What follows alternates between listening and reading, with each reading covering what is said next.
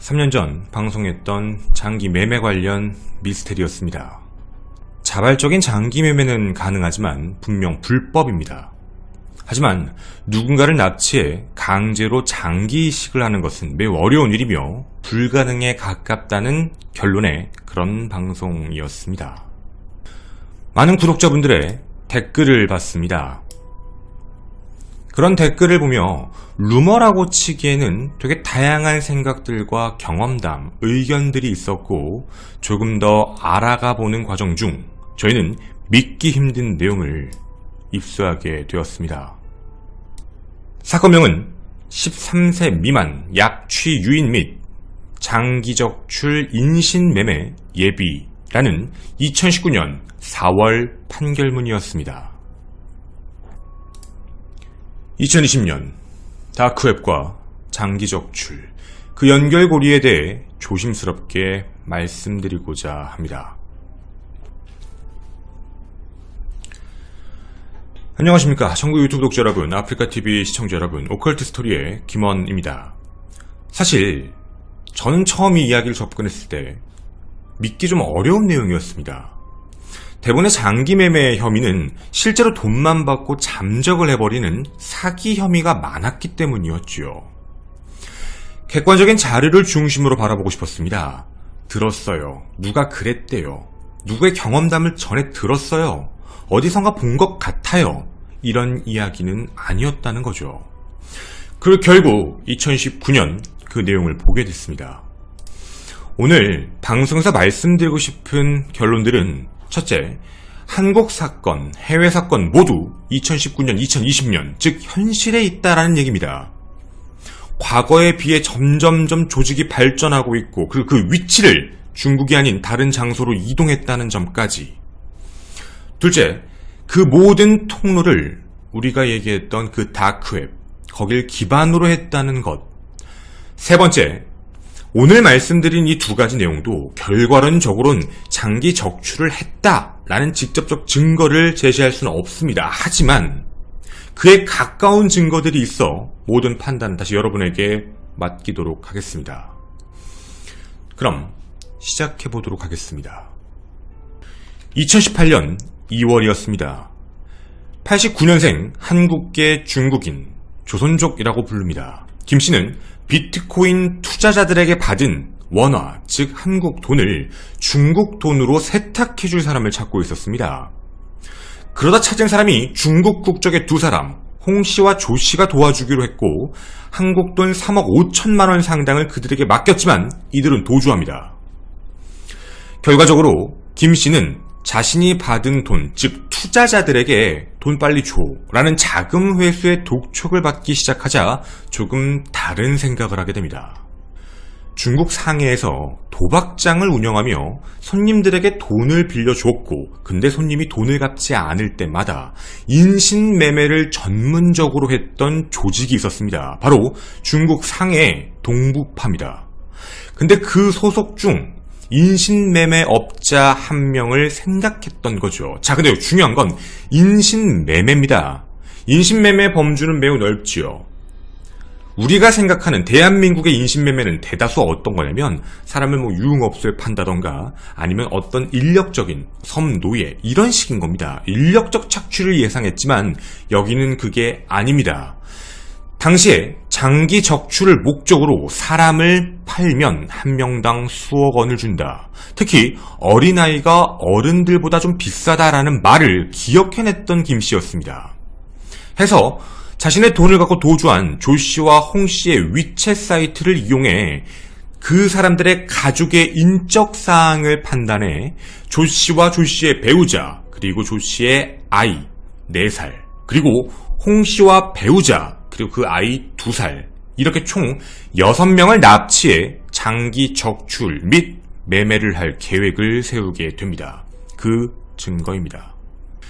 개인이고 4살 여자애가 있어. 그냥 데려다주고 매수인 측에서 알아서 작업하면 될 거 아니야? 지금 브로커 찾고 있어. 통째로 파는 거야. 한 명당 15억에서 20억, 총 100억이야. 지금 잡아두면 어디 가둬 지켜야 되지. 확실한 매입자 있으면 잡아오는데 도망가면 또 붙잡는 게 머리 아프기 때문에 먼저 놔두는 것이다. 사람만 데려가고 작업은 그쪽에서 해야 되니까 작업장 있어? 라는 취지의 메시지를 보낸 것까지, 그리고 피해자들의 사진까지 미리 보낸 것까지 확인됩니다. 자, 여기서 우리가 좀 알 수 있는 내용이 있습니다. 김 씨가 기억해낸 건 동북파 소속의 인신매매업자의 이야기인데 그게 2018년 6월경의 얘기였다는 겁니다. 즉, 그쪽은 하고 있었다라는 것, 뭐 우리도 과거부터 알고 있던 내용입니다. 원래 뭐 파륜궁이던 개개인들의 불법 거래던 이런 자발적인 인신, 뭐 어떻게 보면 장기 매매가 있었고 수수를 했었고 불법적 수술하는 곳도 있었다. 이런 내용들, 중국 정부가 그걸 막기 위해 사형수들을 대상으로 장기 이식을 하다가 그 이후에 좀 멈췄다. 뭐 이런 이야기들은 알고 있었지요. 자, 물론 한국에서도요, 자발적으로 동의하에 불법적으로 매매는 가능할 수도 있지만 지금 이 경우는 한 가지가 달랐습니다. 뭐가 다르죠? 타겟입니다. 즉, 자발적 동의가 아니라 납치 후에 사람 자체를 매매하겠다라는 걸 시도하고 준비했다는 것이죠. 대한민국 땅 안에서요. 자, 이들은 중국에서 할 수 없었습니다. 한국의 브로커를 찾고 있었다라고 분명히 얘기를 하고 있죠. 굉장히 충격적인 내용입니다. 한국에 브로커가 있을까요? 근데 이런 내용이 확인이 됩니다. 2018년 9월 1일부터 2019년 2월 4일까지 매일 한 차례씩 총 120회를 게시하였고, 장기 적출의 목적으로요, 인신매매 브로커를 찾으려고 트위터에 접속해 뭘 판다 했던 것, 연락을 달라, 이런 이야기들을 계속해서 올렸다는 겁니다. 우리가 한 가지 좀 생각해봐야 될 내용이 있습니다. 글을 올렸지만 접촉을 하지 않았다, 뭐 사기를 당했다, 이런 식이면 실제로 발생되기 어렵고 우리가 그동안 했던 이야기와 같은 얘기입니다. 여기 대한민국 땅이니까 말이죠. 근데 이 내용 좀 자세히 읽어보도록 하겠습니다. 2019년 9월경 경기도 광명역 근처에 있는 현금지급기에서 피해자 한 명당 20억 원을 주겠다는 성명불상의 인신매매 브로커에게 검사비 등 면목으로 30만 원을 송금해 준 것을 비롯하여 수차례에 걸쳐 성명불상의 장기밀매 브로커와 접촉을 하였다. 이게 어떤 내용이냐면 판결문 내용은 이런 겁니다. 여러 명의 브로커인데 이 대한민국 땅 안에 사겠다는 사람도 있었고, 검사를 해주겠다는 사람도 있었고, 장소를 제공하겠다는 사람도 있었습니다. 그 브로커들이 존재한다는 거죠. 성명불상, 경찰은 수사를 제대로 하지 않았습니다. 누군지 모릅니다. 제가 과거에 이런 얘기를 했거든요. 아니, 어떻게 수술을 해? 못해요. 그거 의료장비 다 있어야죠. 아니, 입장을 반대로 자기가 장기를 이식받을 사람인데 폐허 같은 공장에서, 의료기기도 없는 상황에서, 이상한 환경에서는 할 수 없지요. 소독도 돼 있어야 되고 깨끗해야 되고 위생적이어야만 합니다. 그런 장소는 병원일 수밖에 없는데 과연 의료면허를 놓고 누가 그런 짓을 할까? 이런 의문이었던 거죠. 그래서 한국에서 현실적으로 어렵습니다 라고 말씀을 드렸지만 한국에서 그 움직임이 있었다는 기록입니다. 자, 이뿐만이 아닙니다. 다음 대화도 함께 보시겠습니다. 김 씨는 2018년 9월 15일 장기 매수 희망자와 통화를 하며 이런 이야기를 하게 됩니다. 자신은 사람을 통째로 데려다 다 뜯어 팔려는 것이므로 사람을 통째로 사는 브로커 또는 개별 장기만 팔 수 있도록 작업장을 알고 있는 사람을 찾고 있다. 적출 대상자는 두 가족이니까 한 가족 잡아 작업하고 다른 한 가족을 작업해야 된다. 7, 8년 전에도 작업할 수 있는 브로커를 구해 7, 8억 원을 받고 판매한 사실이 있다. 지금 생각하는 금액은 15억에서 20억 원이다. 라는 이야기. 자, 내용만 그냥 보낸 거면 에이 뭐야 라고 했지만 여러분도 아까 보신 대로 접촉에 대한 증거들이 있습니다. 또 있습니다. 2018년 12월 17일 오후 1시 부산 진구 소재 한 카페에서 장기 매수 희망자를 만난 것으로 확인됩니다. 근데 그게 똑같이 성명불상입니다. 못 찾았습니다. 사겠다는 사람이 나타났는데, 그러니까 돈만 보내고 잠수 탄 사람이 아니라는 겁니다. 자, 그리고요, 중국에서 장기 매매를 전문적으로 하는 조직폭력배 5명에게 10억의 20%인 2억을 주기로 하며 함께 조 씨, 즉 피해 대상자인 조 씨의 집에 간 게 확인이 됩니다. 그리고 그 이후에 조 씨가 집에 없다라는 걸 알게 되고 아내와 조 씨의 자식을 서울 영등포로 끌고 가 한 달 넘게 감금한 사실도 확인됩니다. 그래서 예비로 그쳤죠. 이유는 그런 겁니다. 오래 걸리니까. 한 번에 모든 사람을 처리하는 건 확실히 어려운 겁니다. 그렇게 체포되었고 여러분이 보신 판결형이 나왔습니다.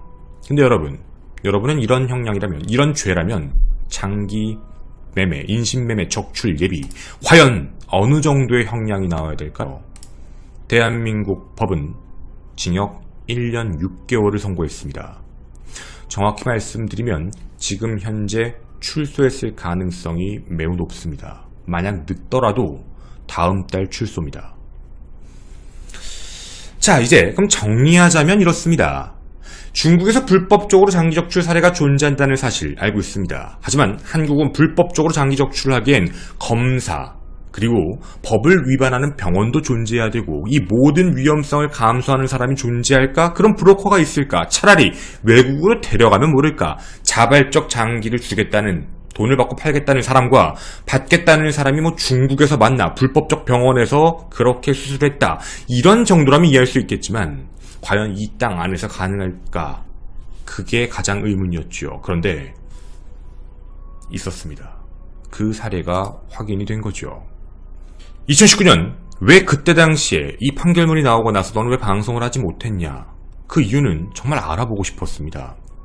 아니 그러면 만약에 한국 땅이 아니라면 어디서 하려고 했던 거지? 어떻게 하려고 했던 거지? 여러 가지 의문점들이 붙었죠. 그런데 오늘 저희가 방송한 2020년 9월 영국에서 충격적인 내용이 보도가 되었습니다. 바로 다크웹을 통한 전 세계적 장기 매매 조직 및 브로커들과 관련된 내용. 많이 줄어들었다가 2018년, 2019년, 2020년을 거치며 전 세계적인 조직이 만들어졌다라는 이야기입니다. 자, 여러분이 보신 이 얼굴은 진짜 브로커의 얼굴입니다. 잠입 취재한 내용이 외부에 공개가 된 거죠. 이 브로커의 이름은 사이폴리잔 빈 압둘 무탈립. 자, 잠입했던 사람이 이렇게 얘기를 합니다. 아니, 수술을 도대체 어디서 해요? 밖에서 할 수는 없잖아라는 얘기, 이런 얘기합니다. 마닐라에서는 현금이 왕이야. 현금이면 다 돼. 돈이면 다 끝나. 자, 멀쩡한 사람을 납치해 수술하는 건 아니지만 다크웹에서 시작된 이 무탈립은 2010년부터 장기 거래를 시작했다고 합니다. 그리고 2년 전부터는 페이스북을 통해서 장기 거래를 시작했다라고 이야기를 합니다. 총 얼마 안 된 시간 동안 45건의 불법적인 신장 거래를 자기가 직접 지휘했고 자기가 전문적으로 하는 건 간과 신장이다. 페이스북을 통해 사람들을 모집하는 거다. 돈이 없어서 자신의 장기를 팔고 싶다라고 하는 사람, 그게 전 세계에서 들어온다. 그리고 구매하고 싶다고 하는 사람들에게도 얘기가 들어온다. 우리는 그걸 매칭시켜준다. 각 국가에서는 할 수 없다. 대한민국, 영국, 미국 이런 국가에서는 어렵기 때문에, 그리고 만약에 한다고 하더라도 돈이 너무 많이 들기 때문에 마닐라에서 한다. 혹은 필리핀에서 한다라고 이야기합니다. 무탈립이 얘기하는 건 이런 표현을 씁니다. 이 인터뷰 내용을 보면 좀 섬뜩한데요. 자기들에게 장기를 팔겠다고 얘기한 사람들 전부 스톡이라고 부릅니다. 재고품인 거죠. 데리고 있는 겁니다. 자, 근데 궁금했습니다. 이거에 대해서 어떻게 수술이 가능할까? 원래는 중국이었는데 이걸 왜 근거지를 옮겼을까? 그리고 돈이 얼마였을까? 이 모든 이야기에 답을 해줍니다. 불법적으로 하는 이 거래는 85,000달러, 하나 약 1억 원 정도입니다. 그리고 이걸 가지고 전 세계가 지금 하고 있는 이야기, 불법 이식 관광 상품이다.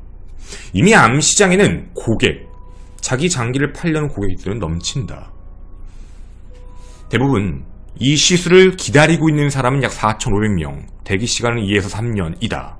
일반적으로 장기 이식을 받는 것보단 빠르다라고 이야기합니다.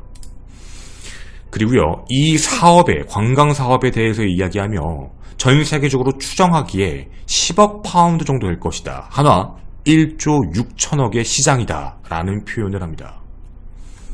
그리고 이 안에는 여러 가지 조직들의 형태가 존재하는데, 일단 무자비할 정도로 장기를 갖고 오는 조직들, 몸 전체일 수도 일부일 수도 있지만 그런 걸 걷어들이는 집단이 존재하고, 그리고 자기처럼 브로커를 자발적으로 받아서 하는 사람도 있고 굉장히 다양한 형태로 존재하고 있다라고 이야기합니다.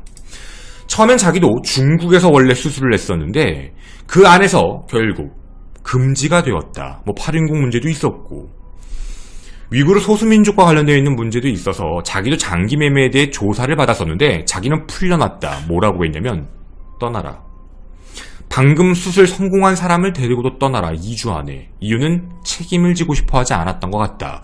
그 이후 중국에서 하기는 너무 어려웠고 그 다음 사업을 개발시킨 게 필리핀과 말레이시아다 라고 이야기합니다. 그리고 현재 전 세계적으로 이런 불법적인 일을 저지르는 공간은 자기가 알기론 인도, 아프리카, 미국 중엔 미대륙은 남미, 그리고 아시아 몇몇 국가들, 이런 곳이다 라고 이야기합니다. 자, 근데 여기 질문에 이런 좀 놀라운 이야기가 하나 있었습니다. 돈을 주고받고 약 1억 원 정도가 든다고 했는데 그 돈이 그렇게 들어가는 이유, 왜 다른 국가에서는 못하냐는 얘기에 이런 답변을 합니다. 서류 위조 비용, 뇌물 비용이 국가마다 다르다. 자, 여기가 중요한 포인트였습니다. 한국에도 브로커가 존재한다. 왜 브로커가 존재했지? 자, 여러분도 한 가지 아셔야 될 게 있습니다. 분명 이 사람도 똑같이 얘기하는 게 길 가는 사람을 갑자기 납치해서 장기 적출해서 이식한다는 불가능하다는 겁니다.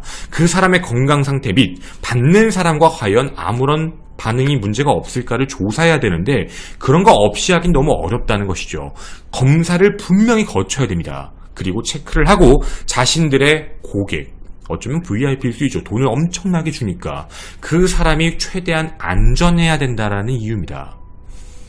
자, 그래서 어느 곳에서 하든 병원이 낄 수밖에 없다라고 주장을 하죠. 병원이 끼지 않고는 절대 불가능하다. 병원에서 정상적으로 조직 검사를 하고 그 다음에 수술을 해야 되니까. 근데 병원이 안 한다는 겁니다. 불법이니까. 하는 방법은 단 한 가지밖에 없다. 기증자와 친구 관계가 아닌 기증자 사이에 이식수를 금지하는 국가들이 있기 때문에 기증자와 이식 받는 사람의 서류 조작을 하고 뇌물을 주고 그거에 대해 확인이 돼서 병원도 그렇구나라고 하고 이식 수술을 하는 것, 이런 케이스만이 가능하다는 겁니다. 근데 그 비용은 국가마다 얼마나 조밀하고 얼마나 철두철미에 따라 다른데 자기가 지금 하고 있는 국가가 쉽기 때문에 하고 있는 것이다 라는 이유죠. 근데 우리 이거 다시 생각해보면 한국에 있었을 때 브로커가 붙었다라는 걸 보면 한국 안에도 있을 수 있다는 겁니다. 자, 불법적으로 사람을 납치해 갑자기 장기를 빼는 건 불가능하지만 장기이식 대기자들이 있는 공간, 즉 합법적 공간 내역에 불법의 뇌물 및 다른 쪽으로 브로커들이 붙어서 하게 되면 이식 수술이 가능한 케이스가 있다라는 이야기인 겁니다. 이 이야기에 대해 영국은 이런 발표를 했습니다. 장기와 관련된 신장관리국의 바로 피오나 라우드 정책국장이었는데요. 이런 말을 합니다. 무탈릭 같은 브로커는 완벽하게 비윤리적이며 부도덕적이고 범주적이며 위험하다. 아무리 사람들이 암시장에서 신장을 얻고자 유혹받더라도 되게 좋은 결과로 이루어지지 않으므로 조심해야 한다. 그리고 굉장히 위험하다. 해외에서 신장을 구입하는 경우 사망하거나 실패할 가능성이 높다. 예를 들면 에이즈에 걸리거나 B형, C형 간염에 감염될 확률이 매우 높다. 이렇게 밝혔습니다. 없는 얘기가 아니라는 것이죠. 여러분, 저는 3년 전 방송에서 현실적으로 어렵다. 왜냐면 눈에 보이는 증거들이 없기 때문에 들은 이야기, 그럴 수 있어, 가능할 수는 있어, 병원을 매수하면 되지, 이런 이야기들을 분명 알고 있었습니다. 하지만 그런 게 눈에 보이지 않았습니다. 증거가 없는 이야기로 여러분에게 함부로 말씀드리기는 어려웠습니다. 그런데 2019년 이 이야기가 세상에, 그리고 저희에게 확인이 됐습니다. 여러분, 저는 불안감을 조성하고자 하는 게 아닙니다. 과거 먼저 여러분에게 디백 다크웹의 현실을 알려드렸고 그 외에도 외국에서 발생한 일들이 한국에 넘어오는 일들이 많았습니다. 근데 우리나라에 이 사건이 발생했고 징역 1년 6개월밖에 나오지 않았죠. 예비죄라고 얘기하면 말이죠. 우리가 이 현실에 대해서 경각심을 일깨우고, 그리고 만약 대한민국 땅 안에서도 조금 더 조사했으면 그 브로커들과 손을 잡아 뇌물을 받았던 사람들이 존재한다면, 그런 일이 있던 거라면 좀 더 확실하게 찾아야 되지 않을까요? 저는 오컬트 스토리의 김원이었습니다. 감사합니다. 사실 이제 여러분도 아시겠지만 어떤 방송사 프로그램에서 어디였지? 귀신 헬리콥터 팝니다. 그거 있죠? 이거에 대해 제보를 받는다라고 했던 이유가 아마도 지금 이 판결문이 공개가 되면서일 거예요. 네, 그리고 제가 이 방송을 여러분께 드리는 이유, 그리고 저희 이제 방송하기에 앞서서도 저희 시청자분들한테 많은 것들을 부탁을 드렸던 이유가 혹시라도 이제 오역이 생기면 안 될까봐. 이 장기매매, 인신매매 사건 제가 옛날에도 많이 해봤지만 그 단어에 대해서 혼용하시는 분들 너무 많고 그걸 오역하시는 분들 너무 많으셔서 저희가 최대한 조심스럽게 여러분에게 이 내용에 대해 전달을 해드렸던 내용이었고요. 그리고 지금 들어보시면 아시겠지만 저도 3년 전에 생각했던 것보다 한 단계 더 나아갔다라는 게 이 대한민국에, 우리가 살고 있는 한국 땅에 브로커가 존재한다고? 이게 가능성이 있다. 근데 왜 수사 안 했지? 왜 성명불상이라고 하지? 라는 문제 있죠. 그래서 그거에 대해서 여러분에게 이제 한 번 더 강하게 말씀을 드린 거고, 저희 본방 보시는 분들 아마 사전에 제가 이 얘기를 드릴 때 라고 생각하셨던 분들이 있으셨을 거예요. 너무 나쁘게 생각하지 마시고, 저도 워낙에 내용이 잘 전달되길 바라는 마음이 있는 거니까 여러분도 그렇게 잘, 지금 이제 컨텐츠가 끝났으니 제가 뭘 얘기하고 싶어 했는지도 아마 아실 거라고 생각이 듭니다. 네, 그리고 저희가 이 내용이 판결문이 나왔던 내용에선 예비범죄라고 했어요. 예비범죄이기 때문에 징역 1년 6개월, 직접 착수하지 않았다, 금전적으로 이득을 취한 게 없다, 뭐 이런 얘기를 하면서 실질적으로는 형량이 그렇게 나오기는 했는데 저는 개인적으로 이해가 잘 안 갔거든요. 왜냐면 납치도 했고 돈도 줬고 브로커들을 실제로 만났잖아요. 그 기록들도 다 증거가 됐으니까 판결문이 나온 거면, 그러면 제가 생각했을 때는 이 인신매매를 했다라는 거에 대해 이미 착수를 했다고 저는 봤거든요. 분명히 잡히지 않고 검사 결과만 명확했고 돈만 받았으면 바로 넘겼을 텐데, 그래서 저는 사실 이거는 살인죄에 준하는 모습이 또 6명이잖아요. 어린아이들도 포함되어 있고. 근데 징역이 1년 6개월밖에 안 나왔다는 점이, 재판 판결문은 이런 얘기였어요. 장기적출 목적으로 인신매매죄와, 그러니까 여러분 인신매매 범죄 넓잖아요. 인력소진과 장기적출. 근데 이건 지금 장기적출을 인정했다는 거예요.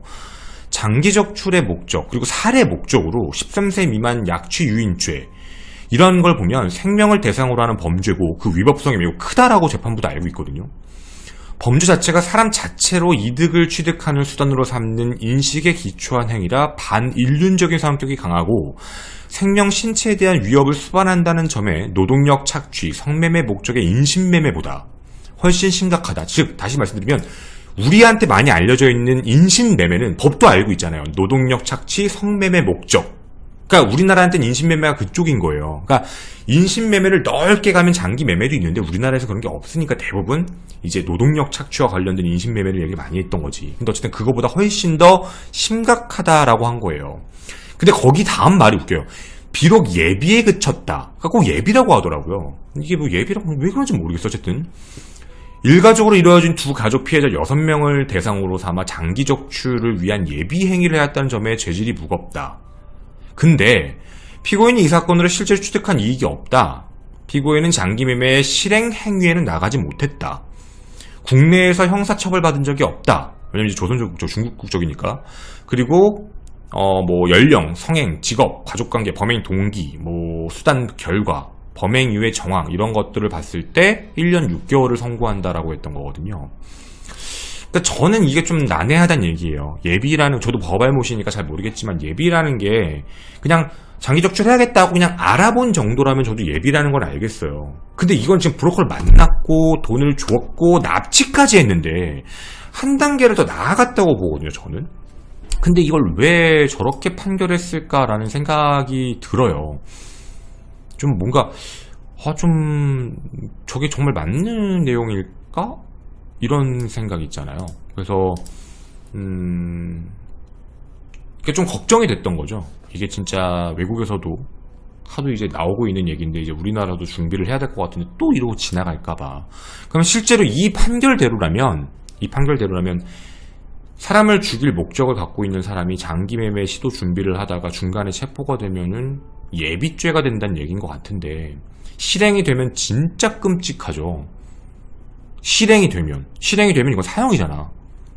그러니까 이게 만약에 이런 식으로 생각을 하는 거라면, 사람을 죽일 계획을 세워놓거나 장기매매 쪽으로 갔다가 만약에 그 실행하기 전에 체포가 되고 뭐 미수죄로 끝나게 됐을 때, 납치도 했는데 납치도 하고 다 그거 준비했는데 만약에 자기가 죽이지는 못했고 그렇게 끝나게 되면은 이건 1년 6개월 주는 거야? 라는 생각인 거예요. 이게 설레니까. 제가 왜 이런 생각을 했냐면, 손정우도 제가 다크웹 관련해서 옛날에 방송에서 먼저 얘기했어요. 우리나라가 서버라고. 이게 제가 사실 뭐 저희 방송이 그렇게 유명하지 않아서 저희 방송 보시는 분들만 아마 알고 계실 텐데, 제가 옛날에 방송에서 얘기를 했었어요. 이거 우리나라 FBI에서 확인을 했다.